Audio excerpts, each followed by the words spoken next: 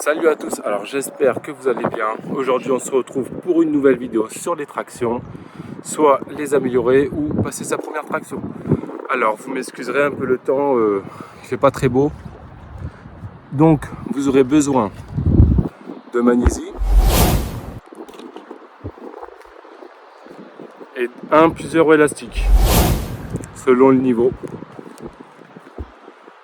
Alors sans plus attendre, c'est parti. Alors, ce qu'il faut savoir sur la traction, c'est qu'il y a traction prise pronation, supination, commando, etc. Aujourd'hui, on va parler de pronation. Donc, on tire les omoplates en arrière, on passe le menton, les jambes droites, tout le corps reste gainé. Là, je vous montre l'erreur que je vois presque tout le temps, c'est que les épaules sont en avant, mes jambes sont en avant et mes omoplates sont desserrées. Donc là, c'est une erreur. Là, ma traction est complète, je serre les omoplates, les épaules en arrière et ma répétition est complète, mon corps est gainé. Un petit exercice à faire avant les tractions, donc les épaules en arrière de cette façon. Alors là, il y a plusieurs prises à avoir, donc traction large, c'est là où je génère plus de force, donc c'est mes tractions, ou traction prise un peu plus serrée, donc à vous de faire des tests. Et là, on parle du false grip, alors paume de main au-dessus de la barre. Comme ça, quand je vais laisser tomber mon poids de corps, ma prise elle sera déjà plus naturelle, donc je finirai pas mes tractions sur le bout des doigts. Que là, si je prends une prise comme ça, quand je vais plus avoir de force pour faire mes dernières tractions, je vais les faire sur le bout de mes doigts. Alors je vous déconseille de faire des tractions avec élastique sur la barre, je vous explique pourquoi. Quand je vais mettre mes pieds sur l'élastique, je vais partir vers l'avant comme ceci, donc c'est pas optimal. Je vous affiche à l'écran comment mettre bien un élastique pour les tractions.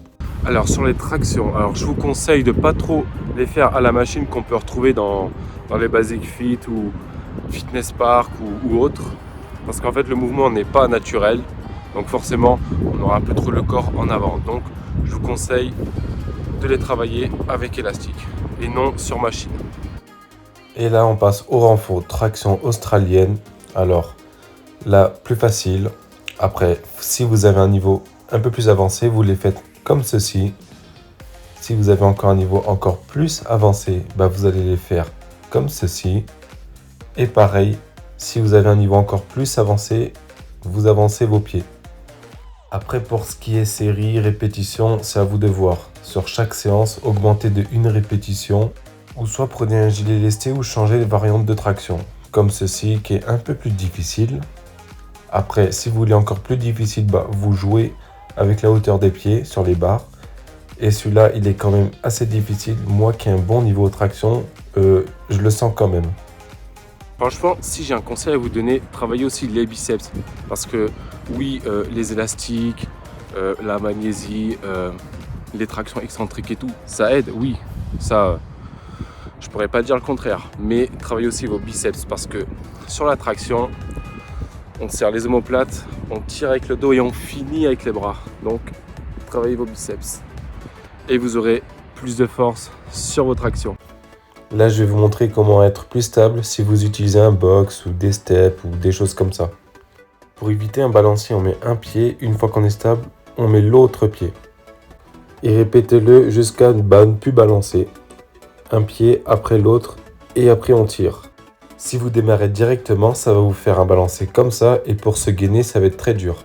Là, on se retrouve en salle. Je vais vous expliquer comment mettre bien l'élastique sur les crochets. Surtout, jouez bien avec les crochets sur la progression. Plus les crochets sont bas, plus c'est dur. Plus les crochets sont hauts, plus c'est facile. Du coup, vous mettez votre élastique sur le crochet à un autre. Vérifiez quand même que les crochets sont à la même hauteur. Voilà.